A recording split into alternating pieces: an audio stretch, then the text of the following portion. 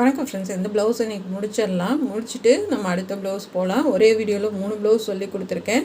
3மே ரொம்ப சிம்பிளாகவும் ரொம்ப அழகாகவும் இருக்கும். லாங் வீடியோ லிங்க் இதிலே இருக்குது, பார்த்து நீங்களும் ட்ரை பண்ணி பழகுங்க. ரொம்ப ஈஸியான டிசைன் தான் இது, ரொம்ப கஷ்டம்லாம் கிடையாது. சிம்பிளாக கேட்குறவங்களுக்கு இந்த மாதிரி பண்ணி கொடுங்க. நம்ம சேனலில் இது மட்டும் கிடையாது, கேன்வாஸ் அதிகம் இல்லாமல் நிறைய டிசைன் ப்ளவுஸ் சொல்லி கொடுத்துருக்கேன்.